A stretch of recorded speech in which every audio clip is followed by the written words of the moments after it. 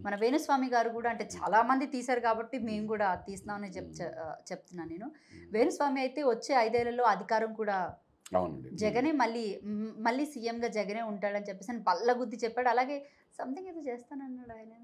తలకిందులుగా అవుతానో సంథింగ్ ఏదో ఏదో వదిలేసి వెళ్ళిపోతా అని అన్నాడు ఈ దేశాన్ని. వదిలేసి కట్టుబట్టలతో వెళ్ళిపోతా అని చెప్పి నేను చూశానండి ఆ వీడియో. అవును. అంత దీనికి వెళ్ళక్కర్లేదండి. ఆస్ట్రాలజర్ ఎంతవరకు వెళ్ళాలి అంతవరకు ఆస్ట్రాలజర్ వెళ్ళాలి. అంతకంటే ఎక్కువ ఆలోచించకూడదు. ఏ పార్టీ కొమ్ము కాయడం కానీ, నేను చెప్పిందే కరెక్ట్ అవుతున్నాను కానీ, నేను చెప్పకపోతే మహానుభావుడు ఇంకెవడో కూడా ఇంకేవో రకరకాలుగా చెప్తుంటారండి. అంతవరకు వెళ్ళాలి. ఒక ప్రిడిక్షన్ చేస్తున్నారు మనం. ఒక 70-80% అవుతుంది. ఒక్కొక్కసారి అవ్వదు. దాన్ని రిసీవ్ చేసుకోవాలి. దానికి ఛాలెంజింగ్గా వెళ్ళడం అనేది ఆస్ట్రాలజికల్ వ్యవస్థకి అది సరిది కాదండి. జ్యోతిష్యులకి అది సరైన స్థితి కాదు అలాగా మాట్లాడడం అనేది. ఓకే, మనకు ఒకసారి జరుగుతుందో ఒకసారి జరగదు, ఎంత క్యాలిక్యులేషన్ చేసినా సరే. సో ఆయన బేస్ చేసుకుని ఆయన అంత ఖచ్చితంగా క్లారిటీగా ఆయన బోర్డెన్ని వ్యవహారాలు నడిచినా కూడా ధైర్యంగా నిలబడి సమాధానం చెప్పాడు, ఇవన్నీ చేసినా కూడా ఏంటంటే జనాలంతా కూడా సిగ్గులేదని దాని గురించి ఏం చెప్తారు మరి?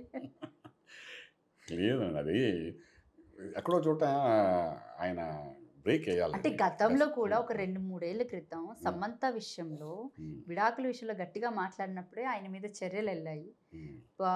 అంటే ఒక కేసు కూడా అయ్యింది, అందులోంచి ఆయన బయటకు కూడా వచ్చారు. అయినా కూడా ఇంకా ప్రతిదాన్ని జరిగిందని ఆయన క్లెయిమ్ చేసుకోవడం, నేను చెప్పిందే జరగడం, నేను చెప్పిందే జరిగిందని చెప్పుకోవడం, అంటే పెద్ద పెద్ద హీరోయిన్స్కి పూజలై చేయడం, ఇవన్నీ కూడా ఆయన ఏంటంటే ఆయన్ని బాగా ఇచ్చేసాయని చెప్పొచ్చు. కాకపోతే ఇది అంటే ఇది ఎలాగా ప్రొజెక్ట్ అవుతుందంటే మీ మీడియా వాళ్ళండి దాన్ని బాగా ఫోకస్ చేశారండి. ఎలాగంటే యూట్యూబ్ మీడియా అది యూట్యూబ్ ఛానల్స్ వాళ్ళే ఆయనకు ఒక ఛానల్ పట్టుకున్నాడు గట్టిగానే పట్టుకుని వాళ్ళు కొంచెం ఇచ్చేసారు. తర్వాత జగన్ గారి విషయంలోకి వచ్చి బలగుద్దునుడు మాట్లాడుతున్నాడు అంటే వెనకాల బిహైండ్ ఎవరు మాట్లాడిస్తాం మనకు తెలియదు దాని గురించి. ఆస్ట్రాలజికల్గా ఇప్పుడు ఆయన కూడా ఆ యొక్క శాటిలైట్ ఛానల్ జాతకం ఎలా ఉందంటారు? ఆయనకి అస్టంప్షన్ నడుస్తాం కదండి. ఆయన డేట్ ఆఫ్ బర్త్ మన దగ్గర ఉంది. ఆయన డేట్ ఆఫ్ బర్త్ అష్టంశి కర్కాటక రాసి అస్టంప్షన్ నడుస్తుంది.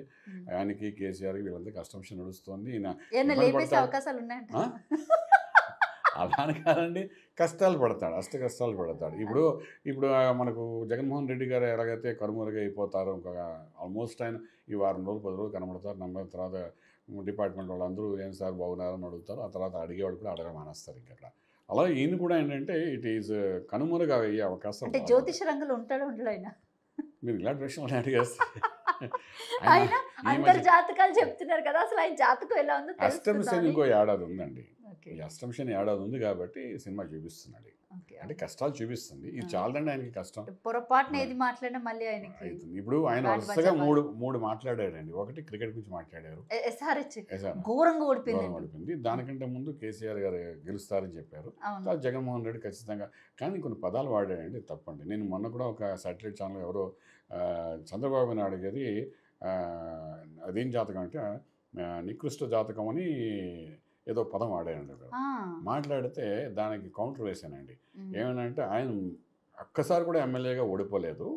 అలాగే ఇప్పుడు ఆల్మోస్ట్ 4వ సారి ఇప్పుడు కానీ ఆయన అయితే ముఖ్యమంత్రి అవుతారు అంటే ఓడిపోకుండా ఎమ్మెల్యేగా కంటిన్యూస్ ఉన్నారంటే ఆయన అంత భయంకరమైన జాతకం అయితే ఎలాగ ఆయన గెలుస్తారండి? From the beginning is winner only as MLA. So అది కాదని లెక్క గోచారం గ్రహజాలు చూసి చెప్పాలన్న. అలా ఈయన ఏంటంటే ఇప్పుడు ఎప్పుడైతే ఆ క్రికెట్ సంగతి ఇదైపోయింది, తర్వాత వరల్డ్ కప్ తేడా, ముందు వరల్డ్ కప్ తేడా వచ్చింది, తర్వాత క్రికెట్ తేడా వచ్చింది, తర్వాత కేసీఆర్ గారి పుణ్యం అని అది కూడా తేడా వచ్చింది. కేసీఆర్ గారి విషయం జరుగుతున్నప్పుడు నేను క్లియర్గా మన ఛానల్లో చెప్పాను, ఈయన కూడా అష్టమశని నడుస్తూనండి, ఈయన కూడా జాగ్రత్త ఉండాలని. ఇప్పుడు మీ ఛానల్ ద్వారా మరొకసారి చెప్తాను, అష్టమశని ఇంకా ఏడాది ఉంది ఆయనకి. అందుకే కర్కాటక రాశి ఆయన కొంచెం జాగ్రత్తగా ఉంటే మంచిది. 100% నోరు కూడా అదుపులో పెట్టుకుంటే మంచిది. అయ్యో ఎలాంటి మాట్లాడారండి, కొన్ని బూతు మాటలు లైవ్లో మాట్లాడారండి. ఒకటి చెప్పండి, మీరు ఆస్ట్రాలజర్స్ ఈ జాతకాలు చెప్పేవాళ్ళు కానీ పూజ చేసేవాళ్ళు ఆ విధమైన పదాలు అసలు వాడచ్చంటారా? నేను చెప్పాలి మీకు అవన్నీ.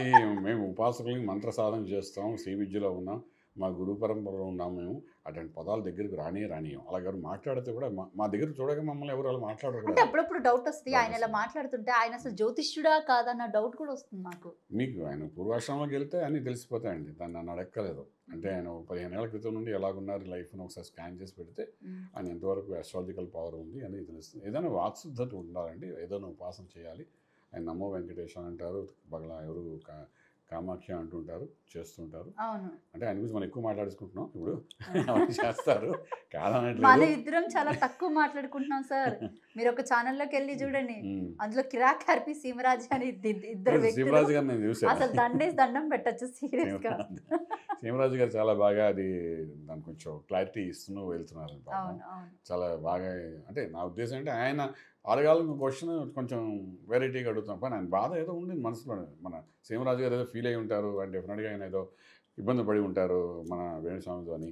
ఎంతోమంది ఇబ్బంది పడ్డారు కదా అలాగే. ఇప్పుడు బెట్టింగ్ కూడా ఆయన వేణుస్వామిని దృష్టిలో పెట్టి ఆయన అన్న ఇవి ఎలక్షన్స్ ట్రెండ్ 5 మార్చేస్తాను. లక్షలు 5 లక్షలు నేను ఒక ఫోన్ కాల్లో విన్నాను అన్నమాట. 5 లక్షలు ఆయన బెట్టింగ్ కడితే ఓడిపోయానని చెప్పేసి 5 లక్షలు కట్టానని ఆయన ఒప్పుకున్నాడు ఒక వ్యక్తి దగ్గర. I don't want to reveal their names actually, we hear that. But 5 lakhs ఆయన్నే బెట్టింగ్ కట్టాడంట జగన్ గెలుస్తాడని. ఇప్పుడు 5 lakhs నేను కట్టానని చెప్పేసి చెప్పుకున్నాడు. అదే అంటే బెట్టింగ్ల గురించి వాటి గురించి మాట్లాడుతున్నారు కాబట్టి అంటే చెప్తున్నాను. ఇప్పుడు ఆయన బెట్టింగ్ కాదండి, ఆయన 3% ఆఫ్ ఓటింగ్ నన్ను చెప్తే మారిపోతారని కూడా ఒక యూట్యూబ్లో చెప్పాడు ఆయన, ఒక పర్టికులర్ ఎపిసోడ్లో అన్నమాట. మనుషులు మారిపోతారు, అంచేత మన 3% ఓటింగ్ మారుతున్నట్టు నేను మొత్తం ఆంధ్ర రాష్ట్రం యొక్క భవిష్యత్తు మారుస్తున్నట్టే కదా, నా మాట విని మారుతారన్న. ఇవన్నీ ఏంటంటే ఎక్స్ట్రాగా ఆయన మాట్లాడకూడదండి. ఆస్ట్రాలజికల్గా ఆయన మాట్లాడకూడదు ఇవన్నీ. అలా మాట్లాడడం అనేది ఒక నెగిటివ్ ఎనర్జీ అండి. అలాగే ఎవరు చెప్పరు కూడా. ఇప్పుడు మేము కూడా ఏంటంటే ఫలానా టైం నుండి బాగుంటుంది చెప్తాం, ఫలానా వ్యక్తి బాగుందని చెప్తాం. ఇప్పుడు జగన్మోహన్ రెడ్డి గారు బాగోలేదు, ఈ గోచారం బాగాలేదు, జాగ్రత్త తీసుకోండి చెప్తాం. అది మనం జాగ్రత్త పడాలండి.